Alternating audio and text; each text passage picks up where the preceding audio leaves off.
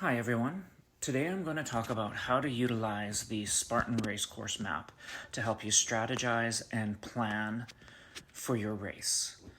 I like to look at the race course map the day it's released so I can see what's going on and what to expect. Now, as you can see here, this is the Blue Mountain 2023 course map, and there's lots of information. So you'll see the green trail is your beast course, the blue is your super, and in there you'll also see the red, which is your sprint. I'm going to talk primarily about the sprint, but this information applies to all. You'll see it lays out where water stations are, where the obstacles are. You'll see it also provides you with the elevation gains based on each individual race. And then on the left, you see a list of obstacles. And those red, blue, and green dots reflect which obstacles are for each race. So if you've never really used this as a strategy tool, definitely recommend it. It helps you kind of plan and see where you're going to encounter a batch of upper body type obstacles, heavy climbs, heavy carries, things like that. So let's move on. So here's the elevation gain for the sprint. As I said, I'm going to focus primarily on the sprint for this video. As you can see, it is just over a 300-meter climb throughout the 5K. So definitely some climbs to deal with. Just be prepared for obstacles being on slopes as well. Okay, let's talk about the obstacles you're going to encounter during the sprint. As you see here on the left is a list of all the obstacles you're going to encounter. So let's start at the top. The first obstacle that you're going to come up to is the 6-foot wall. Now, what I like to do when I'm encountering the taller walls is take a look at the ground that the wall is sitting on and watch and look for places where it might be uneven, because there could be a dip anywhere from 1/2 inch to 1 inch, requiring you to be unstable in your footing when you go to jump to reach the top. Just grab the top, pull yourself up, swing a leg over, come down on the other side. Next, you're going to hit 3 obstacles that are going to tax your upper body. The first one being Hercules hoist. So that's going to require grip strength and upper body strength, because you're going to pull on the pulley, lifting the weight all the way to the top. And then you need to control the descent of that obstacle or that weight, because if you let it free fall or you drop it, they're going to deem that you did not complete the obstacle, and you may either have to do a penalty loop or burpees. Next up is the monkey bars. We've all done them as kids. If you haven't done them in a while, yes, these are going to be a little bit harder than you remember them being. Remember, we're older, we're heavier, we're bigger. The key here is capitalize on the momentum. Don't overthink it. Just be aware that if the race is wet and muddy, those bars are going to be wet and slippery, and you could slip off. Up next is the rope climb. Again, somewhat of an upper body tasking obstacle, really dependent upon your technique. I will be creating future videos giving tips and tricks on how to complete each of the obstacles. You're just going to climb to the top, touch the bell, lower yourself down, and move on with your race.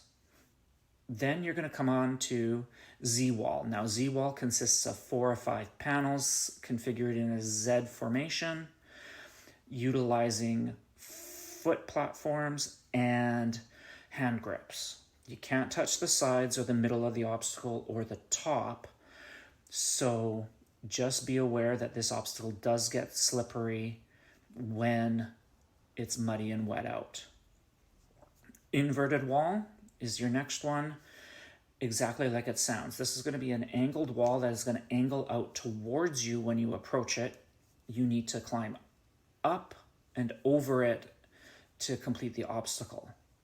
When you get up and over the wall, just slide down. There is a 2x4 beam support that you can slide down to and get some footing and move on with the obstacle.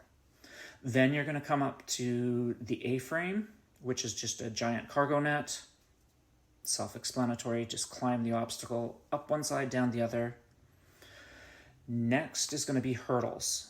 Now hurdles, you can't go under the beam, you have to go over the top, and it is a square beam turned on its angle to almost be like a diamond shape.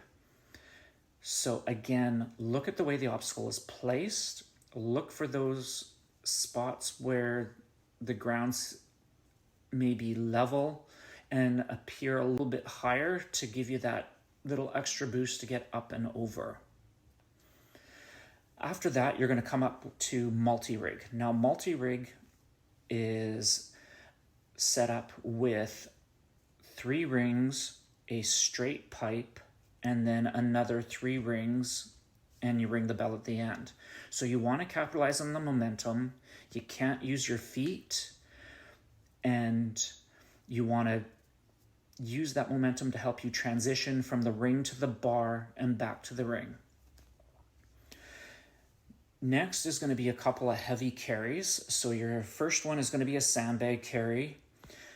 Now with those, I like to carry the sandbag just on the tops of my shoulders across my back. It's about a 300-400 meter loop. Nothing too drastic. It just really depends on the terrain. Usually involves a little bit of zigzagging back and forth. Next is going to be your Atlas carry. Now with the Atlas carry, for the men it's a 100-pound stone. What you're going to want to do is utilize one of 2 methods. Either a sumo squat to pick the ball up, go out and around the flag, or you're going to want to drop to one knee, roll the ball up your one leg, transfer it over to your bent knee, stand up, go out and around the flag. Then you're going to come up to the vertical cargo net. Again, fairly straightforward. You're just going to climb the cargo netting straight up, over the top, right back down. Then you come up to the last of the heavy carry obstacles, and this will be your bucket carry. Very straightforward. You're just going to pick up your designated bucket. Doesn't really matter how you carry it, just find a comfortable way to carry it. You can put it down throughout the path. Again, this is about a 400 meter or so distance carry that usually goes up and down the hill and has a zigzag formation. Then you're going to follow it up with your spear throw. When you come to this obstacle, slow down, take a deep breath, pull the rope and the spear towards you. Once you have the spear on your side of the fence, throw all the rope back on the other side so that you don't step on it when you throw. Aim slightly higher and follow through with your throw. Next will be slip wall. Slip wall is just that. It's a slippery obstacle, especially if it's wet. There'll be a rope that you use to pull yourself up. You get to the top, throw your leg over the wall, climb down the other side. You're going to follow that up with your barbed wire crawl. The idea is going to be to get nice and low. You can either do bear crawl, soldier crawl. Sometimes I like to log roll, but if you're going to log roll, I recommend you alternate sides to eliminate the dizziness. And then you're going to get up, shake the cobwebs out. If you've been log rolling, I recommend you run towards the fire, jump over your fire. Great big smile, knowing you're finished your race and crossed that finish line. Well, I hope those tips helped. They should give you some insight on how to strategize and complete your race. Remember to subscribe to this channel, as well as follow me on Instagram, Facebook, and LinkedIn. Have a great race. Take care.